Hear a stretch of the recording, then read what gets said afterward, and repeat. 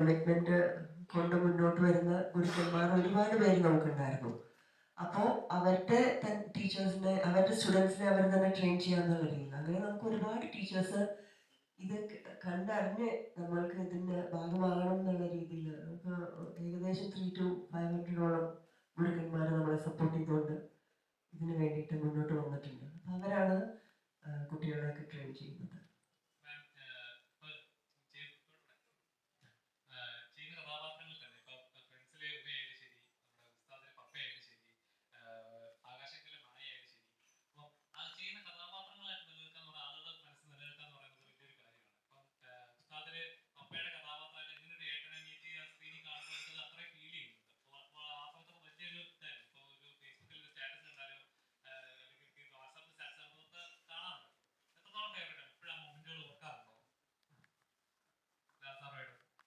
തീർച്ചയായിട്ടും അത് ഇപ്പോഴും നമുക്ക് മെസ്സേജസും ഗ്രീറ്റിങ്സും ഒക്കെ വരാറുണ്ട്.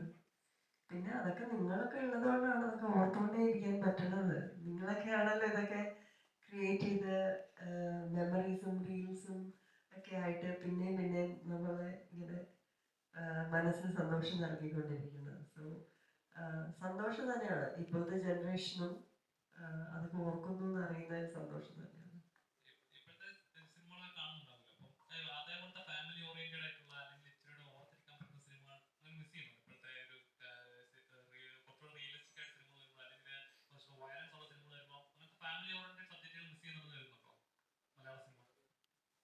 നമ്മളുടെ എല്ലാ ജോണറിലുള്ള സിനിമകളും പുറത്ത് വന്നുകൊണ്ടേ ഇരിക്കുന്നുണ്ടെന്നാണ് എനിക്ക് തോന്നിയിട്ടുള്ളത്. ഞാൻ ആക്റ്റീവായിട്ട് സിനിമ കാണുന്ന ആളാണ്.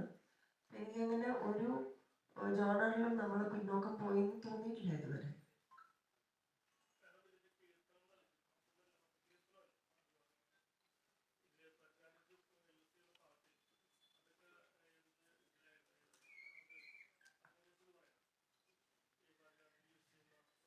ബലാത്സംഗം യൂസ് ചെയ്യുന്ന ഇതിന്റെ ഗാനമാണോ? ഇതിന്റെ ഗാനം നമ്മൾ ഇതിനായിട്ട് എഴുതിച്ചതാണ്. കൈതപ്രങ്ങളാണ് എഴുതിയിരിക്കുന്നത്. അദ്ദേഹം എഴുതി മൃദംഗനാഥം എന്നുള്ള പേരിന് അനുയോജ്യമായിട്ടുള്ള രീതിയിൽ ഭഗവാൻ പരമശിവന്റെ നൃത്തത്തിനെ വർണ്ണിക്കുകയും അതിലുപയോഗിക്കുന്ന വാദ്യോപകരണങ്ങളെയും സംഗീതത്തെയും അത് ഭൂമിയിൽ ഉണ്ടാക്കുന്ന ചലനത്തിനെയും ഒക്കെ പ്രകീർത്തിച്ചുകൊണ്ടുള്ള ഒരു ഗാനമാണ് കൈതപ്രങ്ങൾ എഴുതിയിരിക്കുന്നത്. അതിനാണ് നമ്മൾ നൃത്തം ചെയ്യുന്നത്. അതിനെ കുറിച്ച് അന്ന് അദ്ദേഹം എന്തോ പറഞ്ഞിരുന്നു അല്ലെ? ശ്രീനെ കുറിച്ച് എന്തോ പറഞ്ഞിരുന്നു.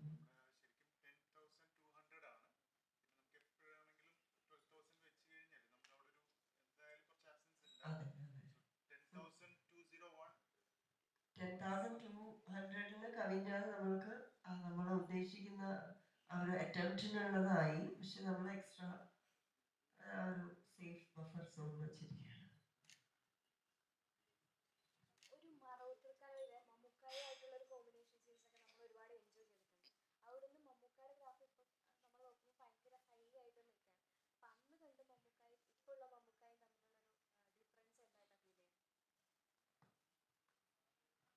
എന്താണ് മൈറ്റി എന്നുള്ള വേർഡിന്റെ വേറെന്താ മൈറ്റിയസ്റ്റ് ഉണ്ടോ എന്ന് എനിക്കറിയില്ല. അത് തന്നെയാണ്. അത് കിടിലം കിടിലം കിടിലം എന്നൊക്കെ പറയുന്ന പോലെയാണ്. അത് വർണ്ണിക്കാനൊന്നും വേർഡ്സ് ഇല്ല നമുക്ക്.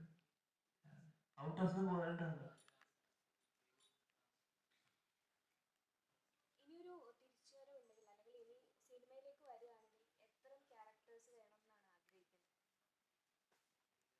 നമ്മളൊന്നും അങ്ങനെ ആഗ്രഹിച്ചിട്ടൊന്നുമല്ല ക്യാരക്ടേഴ്സ് സെലക്ട് ചെയ്തത്. കഥകൾ കേട്ടിട്ടൊന്നുമല്ല.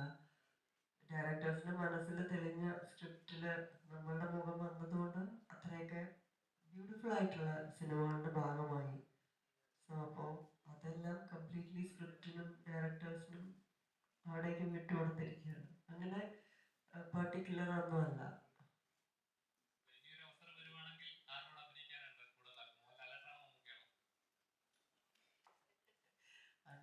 അങ്ങനെയൊന്നുമില്ല. നമ്മൾ അങ്ങനെയൊന്നും ചിന്തിക്കുന്നില്ലല്ലോ. ഇതിലിപ്പോ സിനിമ എന്ന് പറയുന്നത് ഒരു മീഡിയം അല്ലേ? അതില് സിനിമയല്ലേ കിങ്. സിനിമ തീരുമാനിക്കണം.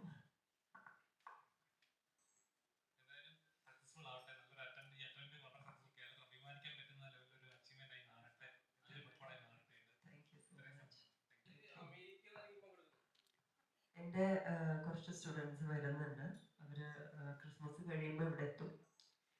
അപ്പോൾ അവരും ഇതിൻ്റെ ഭാഗമാകുന്നുണ്ട്. എനിക്കറിയാവുന്ന എൻ്റെ സ്റ്റുഡൻസ് വരുന്നുണ്ട്.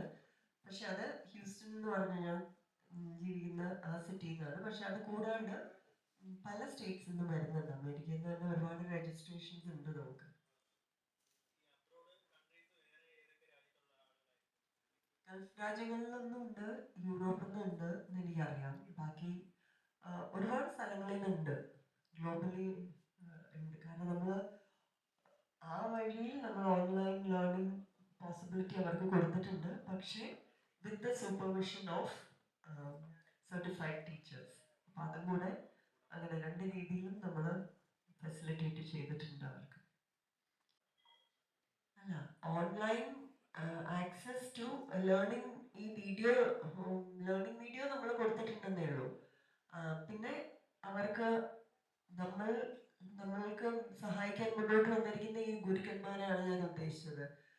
ഇതിന്റെ ഭാഗമായിട്ട് നിൽക്കുന്ന ഗുരുക്കന്മാര് അവർക്ക് അവരോട് കമ്മ്യൂണിക്കേറ്റ് ചെയ്ത് അവരുടെ അടുത്ത് വന്ന് ഇവര് അഭ്യസിച്ചിട്ടാണ്. അതിപ്പോ മറുനാട്ടിൽ എവിടെയെങ്കിലുള്ള കുട്ടിയാണെങ്കിൽ ഇവിടെ വന്ന് ഇൻ പേഴ്സൺ ആ ഗുരുവിന്റെ കീഴിൽ ഈ ഐറ്റം എങ്ങനെയാണ് പഠിച്ചിട്ടുള്ളത്, എന്തൊക്കെയാണ് കറക്ഷൻസ് ഉള്ളതെന്ന് ആ ഗുരു നോക്കി കറക്റ്റ് ചെയ്തിട്ട് ആണ് ആ കുട്ടി ഈ ഇവന്റിലേക്ക് എത്തുള്ളൂ. അത്രയും അറേഞ്ച് ചെയ്യാനായിട്ട് നമ്മൾ അവരെ ഏൽപ്പിച്ചിട്ടുണ്ട്. അപ്പൊ അത് ആ ഡേറ്റും അവരുടെ കൺവീനിയൻസും ഒക്കെ നമ്മൾ അവർക്ക് വിട്ടുകൊടുത്തിരിക്കുകയാണ്. അത് ആ ഒരു ഗുരുവും അവരുടെ കീഴിൽ രജിസ്റ്റർ ചെയ്തിരിക്കുന്ന ഈ ഒരു സ്റ്റുഡന്റും തമ്മിലുള്ള കമ്മ്യൂണിക്കേഷനാണ്.